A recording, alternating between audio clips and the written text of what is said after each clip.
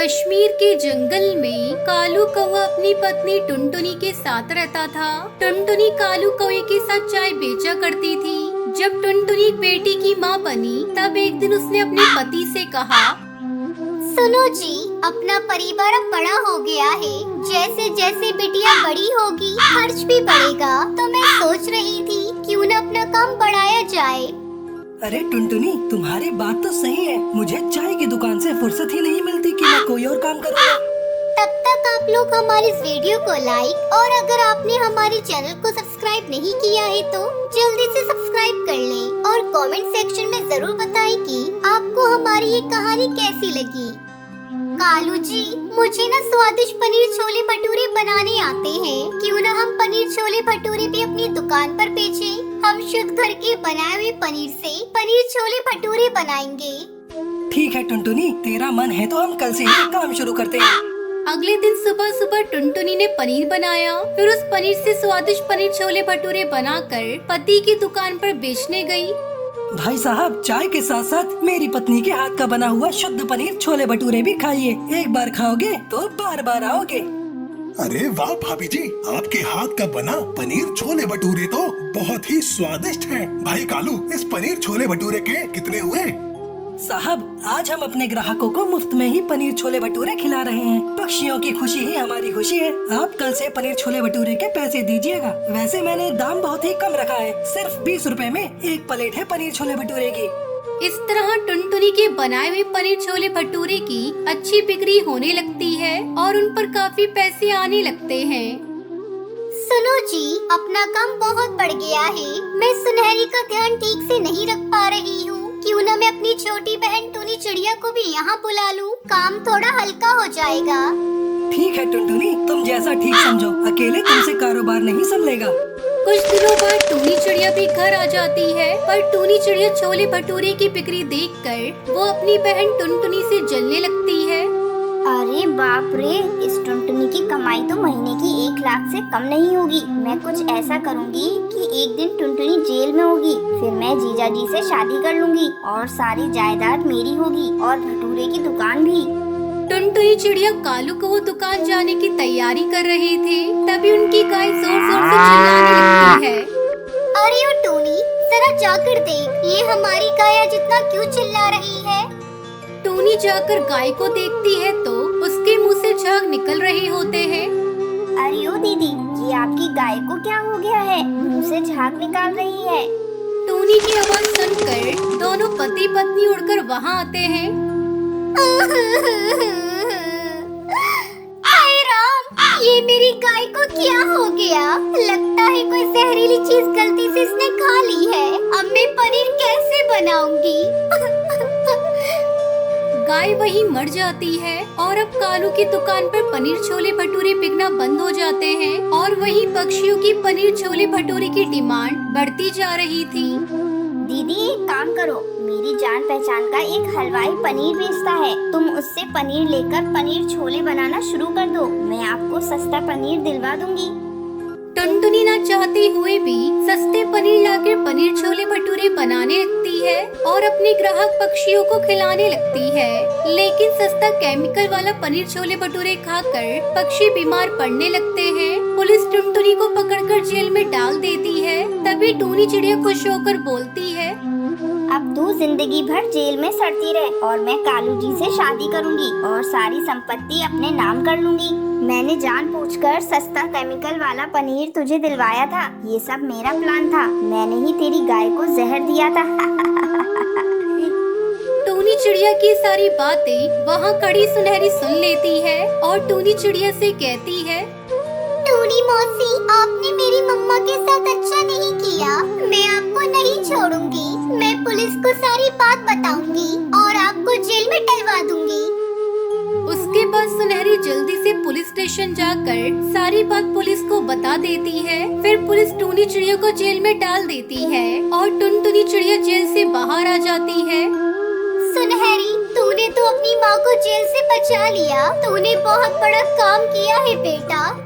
उसके बाद अगले दिन से टुनटुनी चिड़िया पनीर छोले भटूरे बनाकर बेचने लगती है। फिर सभी खुशी खुशी रहने लगते हैं।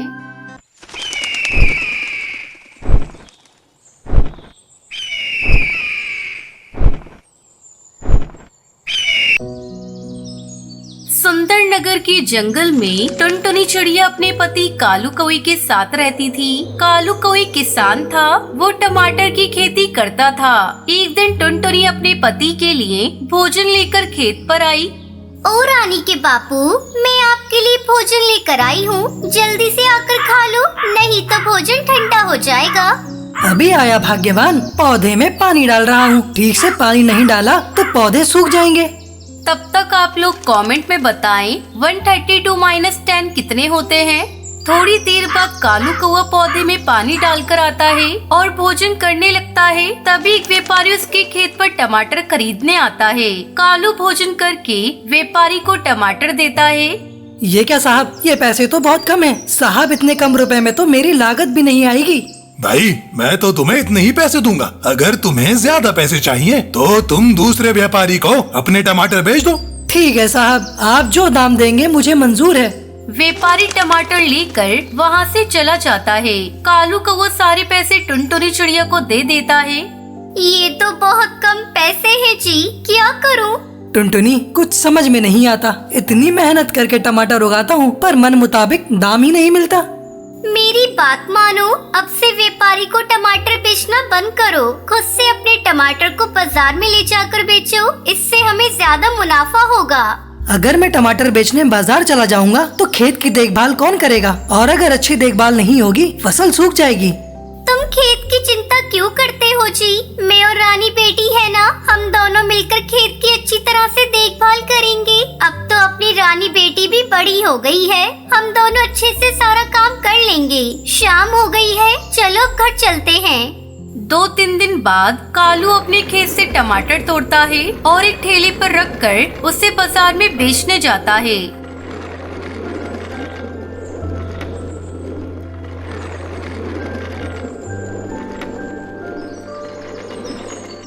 ए टमाटर ले लो, टमाटर, ताजे ताजे टमाटर, लाल लाल टमाटर ले लो। भैया, एक टमाटर कितने का दे रहे हो? दीदी, बाजार भाव दूंगा, 5 रुपए की एक टमाटर है। अरे ये टमाटर तो बहुत ही सस्ती दे रहा है, लेकिन बाजार में तो एक टमाटर 10 रुपए का मिल रहा है। ऐसा करती हूँ, मैं इसी से 2-4 टमाटर खरीद लेती हूँ। भैया मुझे 4 टमाटर दे दो और ये लो 20 रुपए। शाम होते होते कालू के सारे टमाटर बिक जाते हैं। आज उसे टमाटर की अच्छी कीमत मिली थी। वो घर आता है और अपनी बेटी को अपने पास बुलाता है। रानी, देख मैं तेरे लिए क्या लेकर आया हूँ। तुझे जलेबियाँ बहुत पसंद है ना, ले इसे खा। लगता है आज अच्छी बिक्री हुई है टमाटर की। इस तरह समय गुजरने लगता है और कालू की टमाटर की डिमांड बढ़ने लगती है।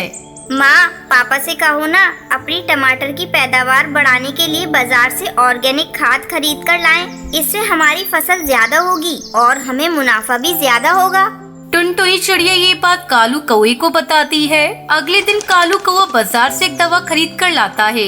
ये लो रानी की माँ, इसे पानी में मिलाकर पौधों में डाल देना, लेकिन याद रखना बस 2 चम्मच ही डालना। अगर ज्यादा डाला तो सारे पौधे नष्ट हो जाएंगे। टुनटुनी चिड़िया पानी में दवा को मिलाकर टमाटर के सभी पौधों में डाल देती है। अगले दिन कालू कौवा देखता है कि टमाटर काफी बड़े और लाल हो गए थे। वो जल्दी जल्दी सारे टमाटर तोड़कर उन्हें बाजार में बेच देता है। अब कालू कौवा टमाटर का एक बड़ा व्यापारी बन गया था। वो बड़ी बड़ी गाड़ियों में भरकर अपने खेतों की टमाटर शहर की मंडी में पहुंचाने लगा। इस तरह कालू कौवा टुनटुनी चिड़िया टमाटर की फसल बेचकर खुशी खुशी रहने लगते हैं।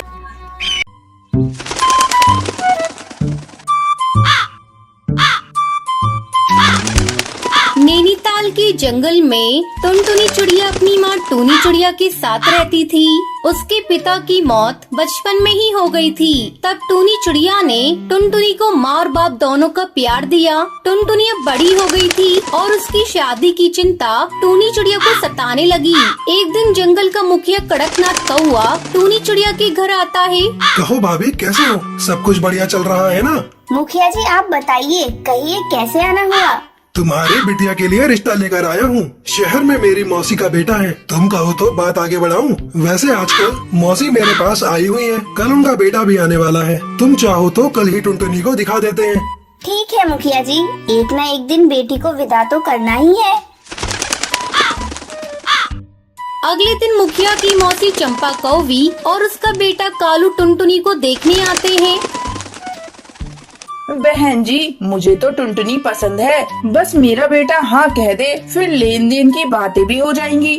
थोड़ी देर तक कालू टुनटुनी से बात करता है और फिर अपनी हामी भर देता है।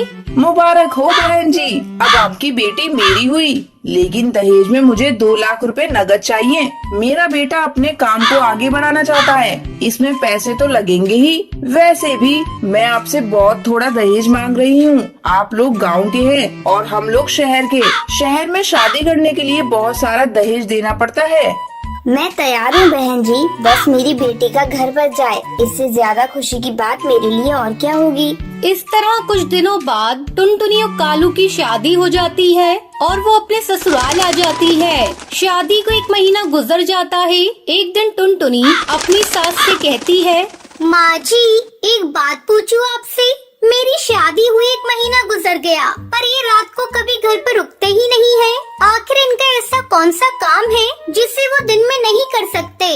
मेरा बेटा कौन सा काम करता है, इससे तुझे क्या मतलब? बस तू खाने और घर संभालने से मतलब रख, ज्यादा दिमाग चलाया मत कर। ये गांव नहीं शहर है, यहाँ दिन और रात एक समान काम होता है। टुनटुनी अपनी सास की बातें सुनकर चुप रह जाती है। उसे नहीं पता था कि उसका पति शहर में किसी और चिड़िया से शादी करके उसे धोखा दे रहा है। एक दिन टुनटुनी बाजार किसी काम से गई थी। वहाँ वो कालू कौवे को एक चिड़िया के साथ शॉपिंग करते हुए देख लेती है। अरे, ये तो मेरे पति कालू जी है, और इनके साथ ये चिड़िया कौन है जिसे ये शॉपिंग करा रही है? लेकिन मेरे लिए तो इनके पास थोड़ा भी समय नहीं है। टुनटुनी तुरंत अपने पति के पास जाती है। अरे कालू जी, आप और यहाँ ये कौन है? इनसे मेरा परिचय तो कराइए।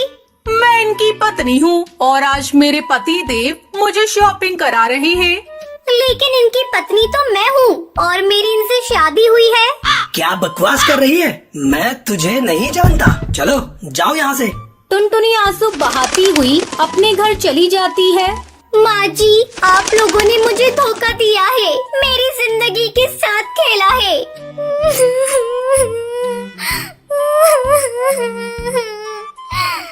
तभी कालू कौवा भी घर चला आता है। माँ, अब इस गवार का कोई काम नहीं, हम आज ही इसका काम तमाम कर देते हैं। दोनों माँ बेटे मिलकर टुनटुनी को एक नदी में ले जाकर फेंक देते हैं। बचाओ, बचाओ, मैं डूब जाऊंगी, मुझे तैरना नहीं आता। तभी उस नदी के पास पानी पी रहा एक हाथी का बच्चा टुनटुनी की आवाज सुनता है। वो किसी तरह टुनटुनी को नदी में डूबने से बचा लेता है। टुनटुनी अपने साथ शहर में हुए अत्याचार को अपनी माँ को नहीं बताती। नहीं नहीं, मैं अपनी माँ को कुछ नहीं बताऊंगी, नहीं तो मेरी माँ ये सदमा बर्दाश्त नहीं कर पाएगी और मर जाएगी, और मैं वापस अपने ससुराल भी नहीं जाऊंगी। मैं खुद से अपना एक नया घोंसला बनाऊंगी। फिर टुनटुनी चिड़िया नदी किनारे एक पेड़ पर एक घोंसला बनाती है और आराम से उसमें खुशी खुशी रहने लगती है।